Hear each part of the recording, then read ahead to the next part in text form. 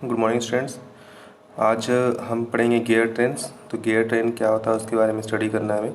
ठीक है, देखिए गियर ट्रेन्स जनरली जो है हम लोग कॉम्बिनेशन ऑफ गियर को हम बोलते हैं। ठीक है, जहाँ पर एक ये दो से ज़्यादा गियर का हम लोग यूज़ करेंगे उसे हम क्या बोलेंगे, गियर ट्रेन बोलेंगे। ठीक है ना, क्लियर है।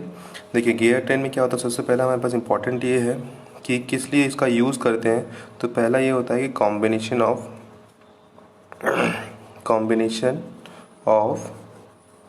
गियर्स। ठीक है, मतलब आपको कॉम्बिनेशन मतलब ये हुआ कि आपको दो या दो से ज़्यादा गियर का यूज़ करना है। ठीक है, मतलब मोर देन टू गियर्स। ठीक है, तो पहला गियर ट्रेन का ये हमारे पास पर्पज़ है कि उसमें जो भी गियर हम लोग यूज़ कर रहे हैं वो दो से ज़्यादा गियर हमने उसमें होना चाहिए। ठीक है, इसमें यूज़ क्यों करते हैं ऐसा, मतलब ये जो गियर हम लोग बना रहे हैं गियर ट्रेन वो क्यों यूज़ कर रहे हैं, तो ये हम लोग यूज़ करते हैं वेलोसिटी रेशियो के लिए। मतलब वेलोसिटी रेशियो हमारे पास क्या होना चाहिए, वेरी करना चाहिए। ठीक है, वेलोसिटीज़ वेरीज करेगी, मतलब ये है कि हमें वेलोसिटीज़ को इंक्रीज़ करना है या तो फिर डिक्रीज़ करना है। ठीक है, क्लियर है। वेलोसिटीज़ को बढ़ाना है या तो फिर घटाना, मतलब स्पीड जो हमारे पास गियर ट्रेन की है वो बढ़ेगी या तो फिर घटेगी। ठीक है, क्लियर है। इसका बहुत सारे पर्पस है जहाँ पर भी हम यूज़ कर सकते हैं। ऑटोमोबाइल में यूज़ कर सकते हैं इसका। ठीक है, मशीनरी पार्ट्स में यूज़ कर सकते हैं, वॉचेस में यूज़ कर सकते हैं। तो गियर ट्रेन का क्या करते हैं हम लोग, यूज़ करते हैं हर एक जगह पर। ठीक है ना, जहाँ पर हमें दो से अधिक गियर का यूज़ करना हो जिसे हम क्या बोलते हैं, गियर ट्रेन यूज़ करते हैं। क्यों यूज़ करते हैं, वेलोसिटी को इंक्रीज़ और डिक्रीज़ करने के लिए। ठीक है, और इसका यूज़ कहाँ होता है, गियर ट्रेन का कहाँ यूज़ करते हैं हम लोग, ऑटोमोबाइल्स पार्ट्स में यूज़ करते हैं, या तो फिर मशीनिंग पर्पज़ में जो भी मशीन हम लोग बनाते हैं उसमें यूज़ करते हैं, या तो फिर उसके अलावा हम लोग यूज़ करते हैं वॉचेस वगैरह में। ठीक है, तो इसमें हमारे पास जो है गियर ट्रेन जो होते हैं वो दो तीन टाइप के होते हैं। ये देख लेते हैं हम यहाँ पर टाइप ऑफ गियर ट्रेन। तो टाइप्स ऑफ गियर ट्रेन। ठीक है, अभी थोड़ा सा ये लगेगा कि हाँ क्या पढ़ रहे हैं, क्लियर नहीं हो रहा है, लेकिन फिर बाद में क्लियर हो जाएगा। टाइप ऑफ गियर ट्रेन में सबसे पहला हम देखते हैं यहाँ पर सिंपल गियर ट्रेन। ठीक है, सिंपल गियर ट्रेन होता है पहला नंबर। और सेकंड नंबर हम बात करेंगे कंपाउंड गियर ट्रेन। ठीक है, compound gear train. Third number reverted. ठीक है, एंड देन फोर्थ हमें जो लास्ट नंबर हमारे पास है वो हमारे पास क्या, ईपी साइक्लिक गियर ट्रेन। जो लास्ट हमारे पास है that is EP cyclic gear train. ठीक है, देखिए इसमें हमें केवल थ्योरी समझनी है ना। ठीक है ना, बस इसके न्यूमेरिकल भी एक आते हैं वो भी हम समझ लेंगे, लेकिन पहले इसमें थ्योरी में क्या समझ रहे हैं, पहले ट्रेन ये क्या होता है, उसके कैसे बनाते हैं, उसके वेलोसिटी क्या है। तो ये सब हम लोग अभी जितना भी न्यूमेरिकल या तो हम लोग डेरिवेशन सॉल्व करेंगे वो सब हमें क्लियर हो जाएगा। ठीक है, हम यहाँ पर चार टाइप के हम लोग गियर ट्रेन का यूज़ करते हैं, simple gear train, compound gear train, reverted और ईपी साइक्लिक गियर ट्रेन। ठीक है, तो हम यहाँ पर देखते हैं फर्स्ट नंबर। अब हम पढ़ रहे हैं यहाँ पर first number that is simple gear train.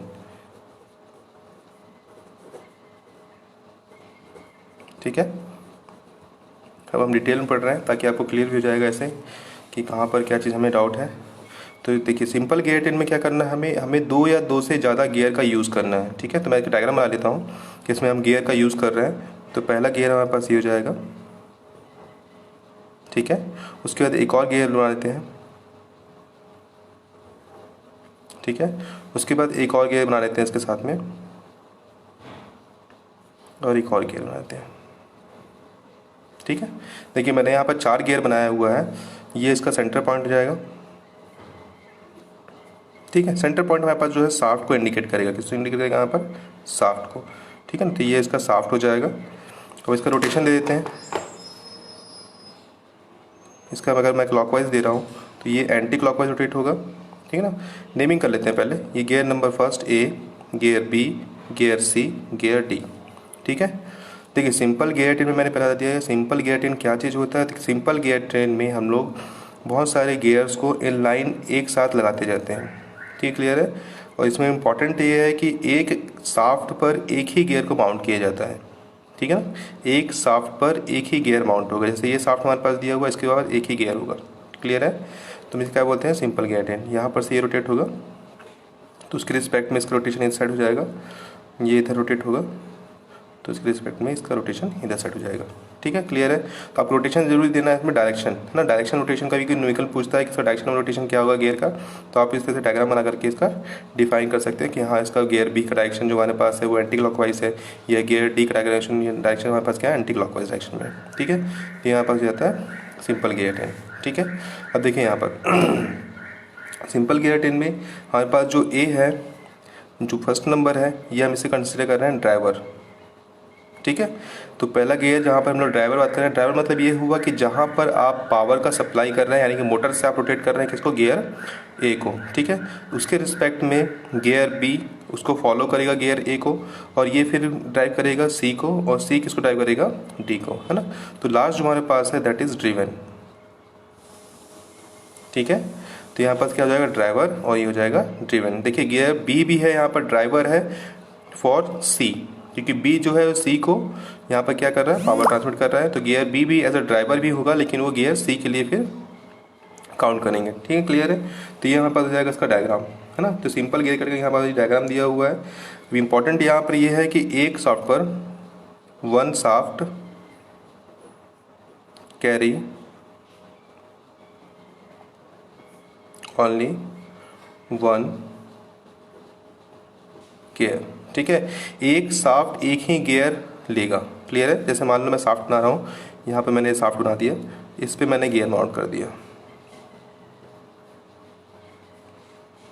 ठीक है, तो ये गियर इस पे लगा हुआ है, ये इसके टिप्स हो जाएंगे, ये इसका शाफ्ट का सेंटर हो जाएगा। ठीक है, क्लियर है। अब जो भी होगा वहाँ पास शाफ्ट एक ही है, तो ये शाफ्ट पर एक ही गियर को माउंट करना है। ठीक है, क्लियर है। इसे हम क्या बोलेंगे, सिंपल गियर टेन। ठीक है, ऐसे करके इन लाइन में देखिए, ज़रूरी नहीं है कि इनका जो लाइन है हमारे पास होगा वो एक ही होगा, ये याद रखिएगा।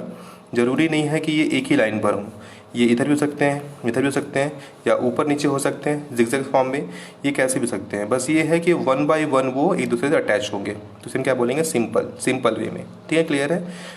ट्रेन मतलब ये होता है कि आपके जैसे इंजन की हम बात करते हैं, तो इंजन हमारे पास क्या हो जाता है, सबसे पहला काम इंजन का क्या होता है, पावर सप्लाई करता है। उसके पीछे पीछे जो भी हमारे पास लगे हुए रहते हैं वो बोगीज रहते हैं जो उसको फॉलो करते हैं। ठीक है ना, इसलिए हम क्या कहते हैं, इसको ट्रेन बोलते हैं। क्या बोलते हैं, ट्रेन, क्योंकि हम एक को ड्राइवन करेंगे ड्राइविंग के फोर्स में, और दूसरा हमारे पास उसकी रिस्पेक्ट में क्या होगा, पावर को लेता जाएगा। ठीक है, इसलिए हम क्या बोलते हैं, यहाँ पर ट्रेन का वर्ड यूज़ करते हैं। मतलब 1 2 3 ऐसे बहुत सारे, है ना, 8 10 15 20 जितने हो सकते हैं उतना हम यूज़ कर सकते हैं। क्लियर है। तो ये हमारे पास क्या हो जाएगा, ये अब ये हो गया इसका डायग्राम सिंपल गियर ट्रेन का। ठीक है, अब इसका देख लेते हैं इसमें डेरिवेशन। ठीक है ना, क्या देख रहे हैं हम लोग, डेरिवेशन देख रहे हैं। तो डेरिवेशन के लिए ठीक है, देखिए यहाँ पर सबसे पहले कंसिडर कर रहा है कि गियर ए जो है गियर बी को यहाँ पर क्या कर रहा है, ड्राइव कर रहा है। ठीक है ना, उसी तरह से गियर बी सी को ड्राइव कर रहा है, डी को ड्राइव कर रहा है। ड्राइव मतलब ये हुआ कि गियर ए जो है बी को घुमा रहा है, बी सी को घुमा रहा है, और सी डी को। ठीक है ना, क्लियर है। हम लोग पहले ही पढ़ चुके हैं, जो हमारे पास पिच पॉइंट होता है, हमेशा ही गियर क्या होता है, पिच पॉइंट पर ही मिलता है, और पिच पॉइंट से क्या होता है, वेलोसिटी ट्रांसमिट करता है। हम लोग पहले देख चुके हैं, अगर आपको याद नहीं होगा तो डायग्राम देख लेना, जहाँ पर ये हमने टीथ बनाया हुआ था ऐसे करके, ऐसे एक टीथ ये, तो ये दोनों क्या होता है, हमेशा पिच पॉइंट पर ही मिलते हैं। क्लियर है, पहला पॉइंट दूसरा पिच पॉइंट। क्लियर है। तो पिच पॉइंट पे क्या होंगे, एक दूसरे से मिलेंगे, है ना। और पिच पॉइंट में क्या होता है, हमेशा दोनों की वेलोसिटी क्या होती है, कॉमन होती है। तो ये हमारे पास पिच पॉइंट जाएगा, सभी का ये पिच पॉइंट। ठीक है, जहाँ पर एक दूसरे से मिलते हैं और पावर को ट्रांसमिट करते हैं from one teeth to another teeth. ठीक है, और यहाँ पर जो उनकी वेलोसिटी रहती है, जो पेरिफेरल वेलोसिटी, मतलब जो ये घूम रहा है उतना ही ये उसके रिस्पेक्ट में ये भी घूमेगा। क्लियर है। बस डायमीटर बढ़ाने और घटाने पर क्या होता है, इनका वेलोसिटी ज़्यादा और कम होता है। क्लियर है। लेकिन पिच पॉइंट पर दोनों की वेलोसिटी क्या होगी, यहाँ पर कॉमन रहती है। याद रहेगा हमेशा, ये क्वेश्चन पूछा जाता है हमेशा ही, तो याद रखिएगा, गियर के डायमीटर बढ़ने या घटने से कोई फर्क नहीं पड़ता है। पिच पॉइंट पर दोनों की velocity, peripheral velocity, rotational velocity same होगी। क्लियर है। तभी आपस में मिलेंगे। अगर मान लो पहले गियर ए निकल जाता है या बी बाद में आता है, तो वो एक दूसरे को पावर ट्रांसमिट नहीं कर पाएगा। क्लियर है। तो जहाँ पर एक दूसरे से मिलते हैं वहाँ पर वेलोसिटी क्या होती है, दोनों की कॉमन होती है। ठीक है ना। तो पिच लाइन वेलोसिटी हमारे पास जो है, या पिच पॉइंट वेलोसिटी जो हमारे पास है यहाँ पर होगी। क्लियर है। उसका डायरेक्शन ये हमने ड्रॉ कर लिया है ना। इसके रिस्पेक्ट में चाहे इधर हो या तो फिर इधर हो, उससे कोई मतलब नहीं है हमारे पास, हमें एक स्ट्रेट लाइन ड्रॉ कर लिया है। ठीक है, क्लियर है। अब देखिए यहाँ पर, ड्यू टू सेम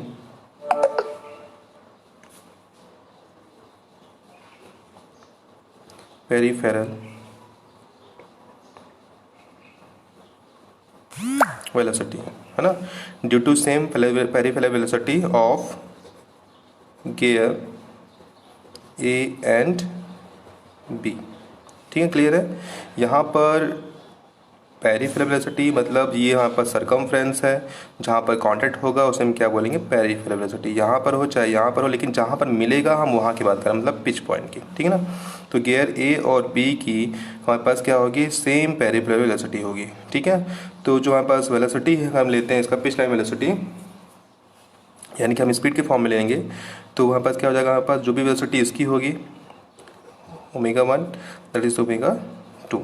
क्लियर है, मतलब इसकी अगर बात करें तो ω1 विल बी इक्वल टू ω2, है ना, पेरिफेरल मतलब तो रोटेशन हुआ, तो ω1 ω2 दोनों क्या होंगे, बराबर हो जाएंगे। ठीक है, तो यहाँ पर लिख सकते हैं इसका that is pi dn upon 60।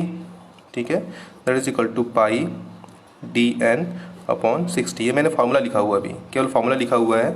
ω1 that is for gear first, ω2 that is for gear B. ठीक है, अगर मैं यहाँ देता हूँ pi D diameter of gear first and velocity या speed of gear first, this one for B. ठीक है, क्लियर है। यहाँ पर क्या हो जाएगा, पिच लाइन वेलोसिटी या peripheral velocity of gear first will be equal to pitch line velocity या peripheral velocity of gear B. ठीक है, क्लियर है। यहाँ से हम पाई को पाई कैंसिल कर देंगे, यहाँ से 60 कैंसिल। ठीक है, जो हमारे पास बचेगा that is diameter of A, speed of A that is equal to diameter of B equal to speed of B.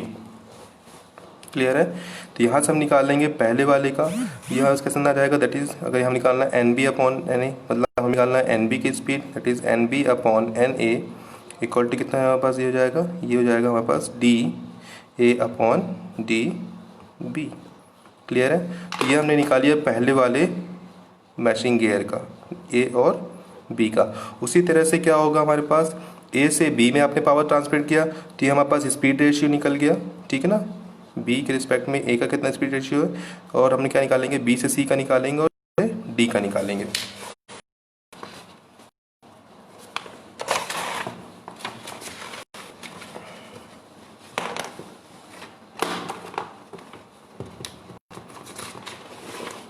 देख लीजिए यहाँ पर, similarly for gear B and C, मतलब हमारे पास जो गियर बी है वो गियर सी को ड्राइव कर रहा है। ठीक है, गियर बी गियर सी को ड्राइव करेगा। इसका डायरेक्शन हमने देखा वो अपोजिट था, इधर की तरफ था, और इसका डायरेक्शन भी चला जाएगा, इधर की तरफ चले जाएगा। ठीक है, तो बी के और सी के लिए निकालेंगे, तो यहाँ पर बी हमारे पास क्या ड्राइवर है और सी ड्रिवन हो जाएगा। ठीक है, क्लियर है। अब इसके रिस्पेक्ट हम अगर निकालते हैं तो क्या निकल जाएगा हमारे पास, जो जिसमें पावर ट्रांसमिट आप कर रहे हैं पहले उसको लिखेंगे, है ना, that is N C upon N B. ठीक है, N C upon N B that is equal to T B upon T सी।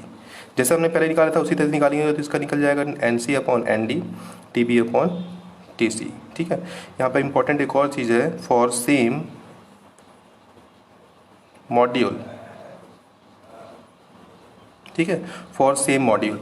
देखिए मॉड्यूल हम इंडिकेट करते हैं एम से। ठीक है, क्लियर है, किससे इंडिकेट कर रहे हैं, एम से इंडिकेट कर रहे हैं। यहाँ पर इंपॉर्टेंट ये चीज़ है कि मॉड्यूल सभी का क्या होता है, सेम रहता है।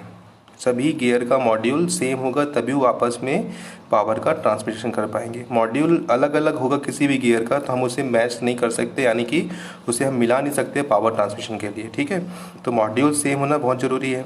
क्लियर है, तो अगर सभी का मॉड्यूल हमारे पास सेम होगा तो मैं अगर ए और बी की बात करता हूँ तो उसके रिस्पेक्ट में ले रहा हूँ मॉड्यूल फॉर ए, तो क्या हो जाएगा, डी अपॉन टी था फॉर्मूले में।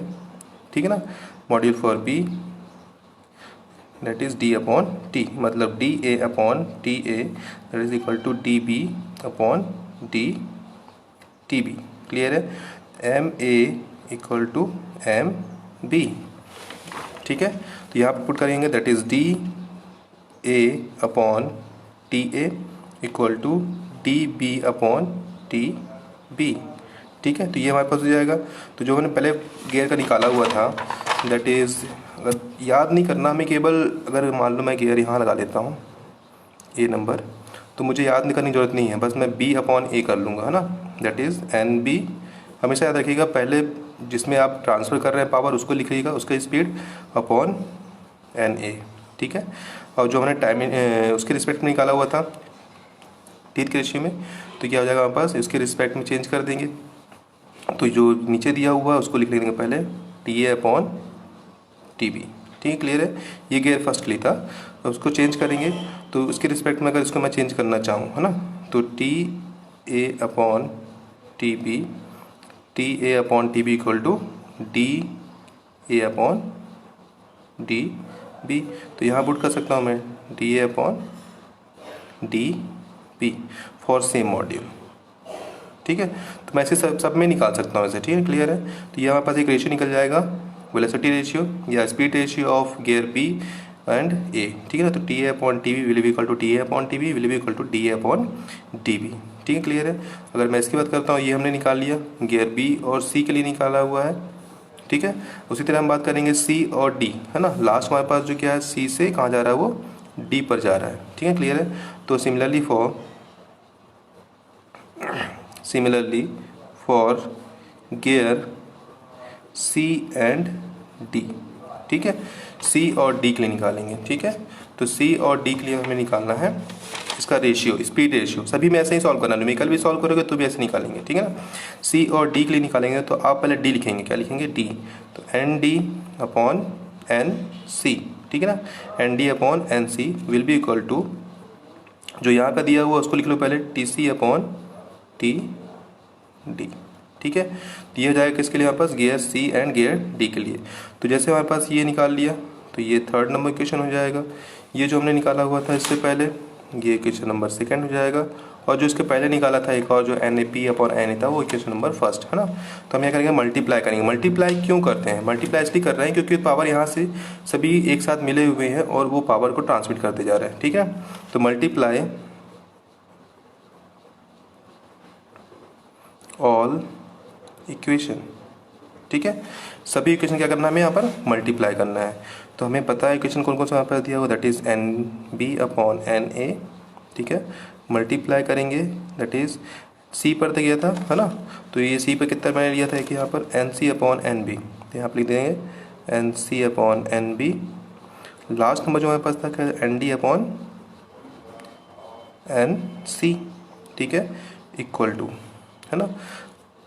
टीथ के टर्म में लिखेंगे, तो टीथ में क्या हो जाएगा हमारे पास, T A upon T B, multiply करेंगे, यहाँ पर क्या यहाँ पर दिया हुआ, T B upon T C, multiply करेंगे फिर से T D upon T C था ना, T C upon T D, ठीक है। ये हो जाएगा हमारे पास। अब देखिए जो भी यहाँ पर कैंसिल हो रहा है उसे कैंसिल आउट कर देते हैं। जैसे यहाँ पर से एन बी से एन बी यहाँ पर कैंसिल हो रहा है, और ये एन सी से एन सी कैंसिल हो रहा है। अब यहाँ पर टी बी कैंसिल हो रहा है, ये टी सी और टी सी कैंसिल हो रहा है, ठीक है, क्लियर है। तो यहाँ पर हमारे सिंपल गियर में क्या निकाला हमने, N D upon N A, ठीक है, N D upon N A that is equal to T A upon T D, clear है। यहाँ पर कोई दिक्कत तो नहीं है। तो देखिए यहाँ पर स्पीड रेशियो, इसे क्या बोलते हैं हम लोग, स्पीड रेशियो बोलते हैं। इसी टर्म को क्या बोलते हैं हम यहाँ पर, स्पीड रेशियो, ठीक है। इसे क्या बोलते हैं हम यहाँ पर, स्पीड रेशियो बोलते हैं, स्पीड रेशियो, ठीक है। तो ये जो हमारे पास इसे बोलते हैं स्पीड रेशियो, या इसी को हम क्या बोलते हैं, और ट्रेन वैल्यू। न्यूमेरिकल में अगर पूछता है ट्रेन वैल्यू निकालना है तो भी हम निकाल सकते हैं यहाँ से ट्रेन वैल्यू। तो ये हम लोग दो टर्म्स यूज़ कर रहे हैं, या तो फिर बोल सकते हैं इसे वेलोसिटी रेशियो भी बोल सकते हैं, जो भी आप बोलना चाहें, वेलोसिटी भी बोल सकते हैं, वेलोसिटी रेशियो। तो यहाँ वेलोसिटी रेशियो बोलते हैं। तो N D upon N A, ये हमारे पास क्या है, सबसे लास्ट का दिया हुआ, सबसे फर्स्ट का, उसी तरह से सबसे फर्स्ट का अपॉन सबसे लास्ट का नंबर ऑफ टीथ। तो इससे आप न्यूमेरिकल में सॉल्व कर सकते हैं, ठीक है। तो यहाँ पे क्या बोलेंगे हम लोग, स्पीड ऑफ ड्रिवन गियर, ये ड्रिवन है, एन डी क्या था वहाँ पे लास्ट वाला, ड्रिवन गियर था, और इस upon speed of driving gear, ठीक है ना, क्लियर है। Speed of driven gear upon speed of driving gear, ये क्या निकल जाता है बस, स्पीड रेशियो। तो ये हमारे पास पहला पूछ लेता है कि आपके पास कैसे कैसे निकालना है इसका, तो आप इस तरह से निकाल सकते हैं, ठीक है। तो हमारे पास पहले का निकाल लिया सिंपल गियर ट्रेन का, ठीक है ना। अब हम देखेंगे second number, that is compound gear train. फिर से बोल रहा हूँ, सिंपल गियर ट्रेन में एक शाफ्ट पर एक ही गियर को माउंट करना है। क्लियर है? एक शाफ्ट पर एक ही गियर माउंट रहेगा। जैसे मान लो कि हमने ये बनाया शाफ्ट, एक और शाफ्ट बना लेते हैं, एक और शाफ्ट बनाते हैं, ठीक है। तो इन सभी का शाफ्ट एक एक है, क्लियर है, और एक शाफ्ट पर एक ही गियर रहेगा। क्लियर है ना, समझ में आया? अब ये कहीं पर ही लग सकता है, मैं चाहूँ तो इसको नीचे लगा सकता हूँ,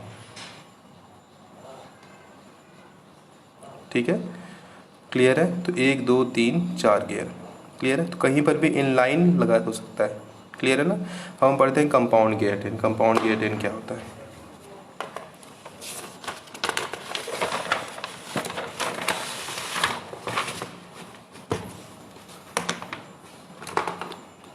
ज़्यादा नहीं है, बस थोड़ा बहुत है इसमें। कंपाउंड गियर ट्रेन, ठीक है। कंपाउंड गियर ट्रेन का मैं डायग्राम बना रहा हूँ। सबसे पहले गियर नंबर फर्स्ट, ठीक है। इसके रिस्पेक्ट में मैं एक और गियर बनाऊंगा जिसका गियर नंबर सेकंड डाल देते हैं, बी। क्लियर है? इसके बाद मैं एक और गियर इसी पर बना रहा हूँ, ध्यान दीजिएगा, यहाँ पर थोड़ा सा साइज़ बड़ा रहेगा इसका, ठीक है। और इसके बाद एक और गियर मैंने लगा दिया। समझ में आ रहा है यहाँ पे क्या क्या चीज़ दिया हुआ है? Gear A, gear B, gear C, gear D. Naming कर देते हैं। कैसे हो रहा है देखिए, इसका सेंटर ले लेते हैं पहले ना। सेंटर देना बहुत ज़रूरी है। सेंटर से मैं डिफाइन होगा कि कितने शाफ्ट लगे हुए हैं। क्लियर है? मैंने 3 सेंटर दिए हुए हैं, मतलब 3 शाफ्ट है यहाँ पर। समझ में आ रहा है? मैंने 3 सेंटर दिए, इसका मतलब कितने हुए? 3 शाफ्ट होते हैं। नेमिंग कर लेता हूँ मैं यहाँ पर। गियर का एक, गियर ए से कहाँ जा रहा है? गियर बी में जा रहा है, तो ये गियर बी, ठीक है। गियर बी से कहाँ जा रहा है? गियर सी में जा रहा है, तो ये गियर सी। गियर सी से कहाँ जा रहा है? गियर डी पर जा रहा है। क्लियर हुआ? फिर से बता रहा हूँ, गियर फर्स्ट जो हमारे पास है एक ही शाफ्ट पर माउंट किया गया है। अब देखिए, गियर बी जो है, गियर सी जो है, वो दोनों एक ही शाफ्ट पर माउंट किए गए हैं, और गियर डी जो हमारे पास है वो भी एक शाफ्ट पर माउंट किए गए हैं। तो जो ये जिसे हम पावर देते हैं उसे क्या बोलते हैं? ड्राइवर, ठीक है। जिसे हम पावर देते हैं, रोटेट करते हैं मोटर के हेल्प से या किसी के हेल्प से भी, उसके होते हैं ड्राइवर। और जो लास्ट नंबर है उसे हम क्या बोलते हैं? ड्रिवन। क्लियर है? बाकी सब क्या बोलते हैं? इंटरमीडिएट्स। क्लियर है ना? अब देखिए यहाँ पर ड्राइवर और ड्रिवन को छोड़ करके, समझिएगा बस यहाँ पर थोड़ा 2 वर्ड ही बस है। ड्राइवर और ड्रिवन को छोड़ करके जितने भी इंटरमीडिएट गियर्स रहते हैं उन सभी पर एक शाफ्ट पर 2 या उससे ज़्यादा गियर को हम माउंट कर सकते हैं।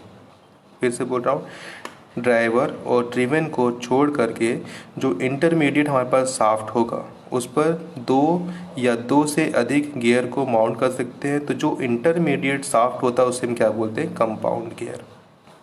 क्लियर है? Compound gear. क्लियर है? तो मतलब जो हमारे पास गियर नंबर बी और सी है ना, ठीक है। तो ये जो मैं बनाऊंगा यहाँ पर, पहला नंबर दे रहा हूँ यहाँ से ऐसे करके, ये बनाया मैंने गियर नंबर सी, ठीक है। अब इसी शाफ्ट पर थोड़ा सा एक्सटेंड करके एक और गियर लगा देता हूँ,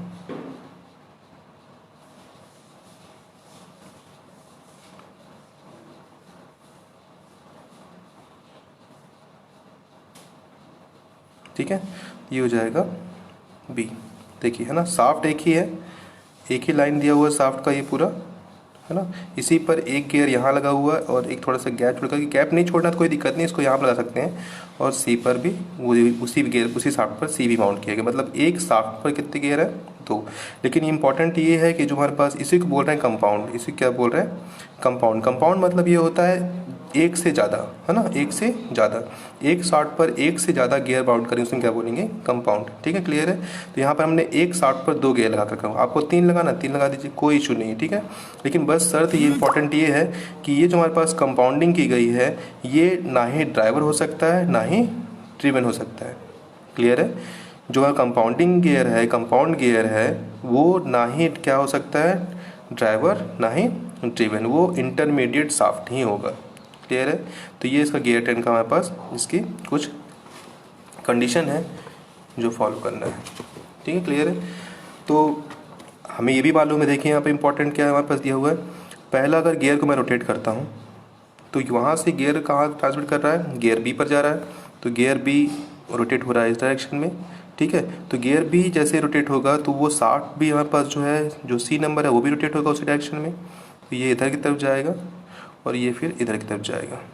क्लियर है। क्योंकि अगर मैं गियर बी को ट्रांसमिट करता हूँ पावर, तो जो रोटेशन इसका है वही रोटेशन इसका होगा। तो हम ऐसा बोल सकते हैं कि speed of gear B will be equal to speed of gear C, क्योंकि वो एक ही शाफ्ट पर माउंट किए गए हैं। इसको जितनी स्पीड से आप घुमाओगे, जो इस पर माउंट रहेगा वो उतनी स्पीड से रोटेट होगा। क्लियर है।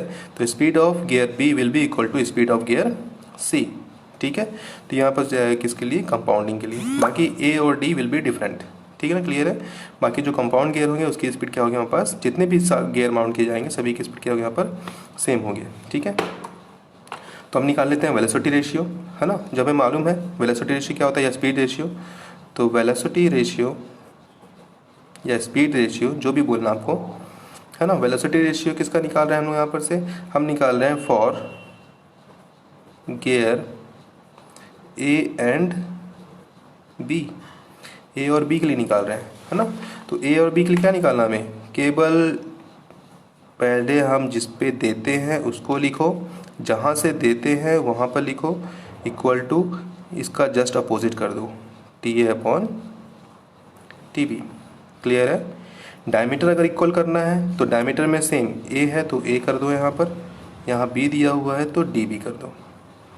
क्लियर है, याद रहेगा ये चीज़, है ना। जैसे कि हम कहाँ से दे रहे हैं, ए से बी पर दे रहे हैं, तो पहले बी को लिखेंगे स्पीड ऑफ बी, फिर उसके बाद अपॉन स्पीड ऑफ ए, फिर वापस उसी को रिपीट करना है। ये ए इधर चले जाएगा और ये बी इधर चले जाएगा। ठीक है, तो T A upon T B, फिर इसको रिपीट सेम डायमीटर के रिस्पेक्ट में। क्लियर है। तो ये आप रेशियो याद रखिएगा ताकि आपको वहाँ पर कोई दिक्कत नहीं होना चाहिए। ठीक है ना, क्लियर है। N B upon N A हमेशा ही जहाँ पर दे रहा है, अगर मैं बी से सी पर जा रहा हूँ तो C upon B, then T B upon T C, D B upon D C. Clear है। तो हमने किसका निकाल लिया, गियर ए एंड बी के लिए निकाला है। ठीक है, क्लियर है। सिमिलरली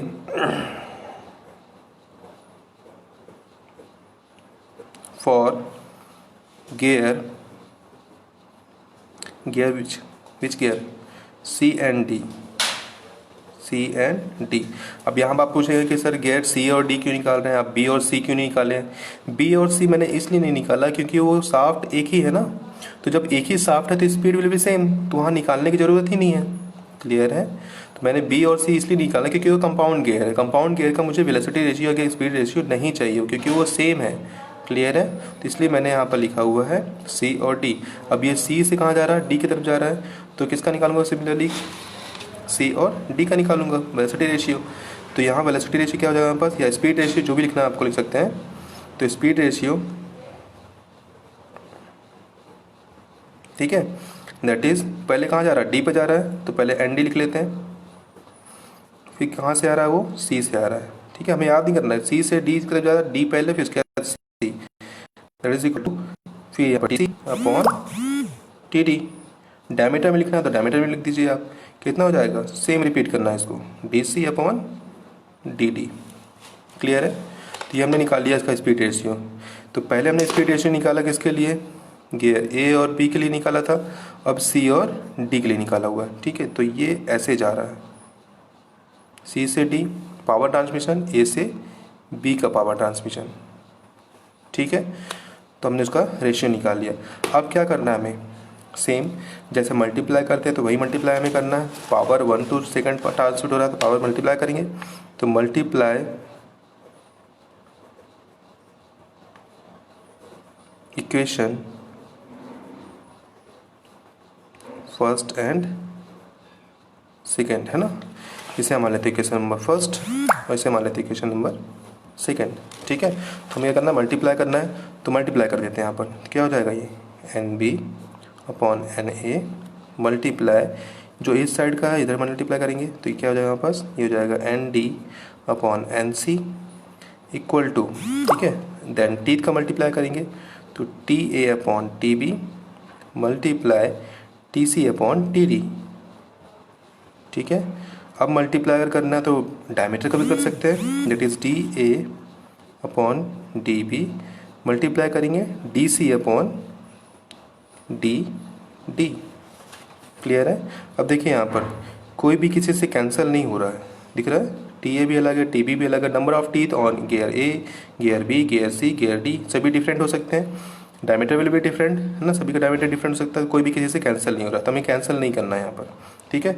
बस यहाँ पर इंपॉर्टेंट जो मैंने नोटिस लिया था पहले ही स्टार्टिंग में कि speed of gear B will be speed of gear C, क्योंकि वो एक ही शाफ्ट पर माउंट किए गए हैं, तो यहाँ पर लिख सकते हैं दैट इज़ NB/NC। अगर NB/NC होगा तो यहाँ पर जो हमारे पास दिया हुआ है ये NB और NC क्या हो जाएंगे, कैंसिल हो जाएंगे, है ना। तो यहाँ पर NB और NC को हम क्या करते हैं, कैंसिल कर देते हैं, ठीक है। तो हमारे पास जो कंप्लीट रेशियो निकलेगा ऑफ दिस गियर ट्रेन, है ना, कंपाउंड गियर ट्रेन का हमारे पास जो कंप्लीट रेशियो निकलेगा वो हो जाएगा हमारे पास ND सबसे लास्ट का, NA स्टार्टिंग का, मतलब ये क्या हमारे पास है, driven upon driver, that is equal to TA/TB multiply TC/TD equal to DA/DB multiply DC/DD। Clear है। तो ये हमने क्या निकाल लिया, इसका स्पीड रेशियो निकाला। क्या निकाला, speed ratio of compound gear train, है ना। कंपाउंड गियर ट्रेन में कोई किसी से कैंसिल नहीं हो रहा था, केवल स्पीड जो है कंपाउंड गियर का सेम था, तो वो हमने बस हटा दिया। क्लियर है।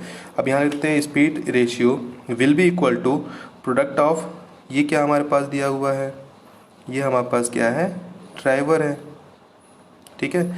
अगर TC देखते हैं तो TC भी क्या हमारे पास है, ये भी क्या हमारे पास है, ड्राइवर है। कैसे ड्राइवर है देख लीजिए, यहाँ पर A B को दे रहा है तो A ड्राइवर हो जाएगा। अब ये C D को ट्रांसमिट कर रहा है तो C भी ड्राइवर हो जाएगा, किसके लिए, D के लिए।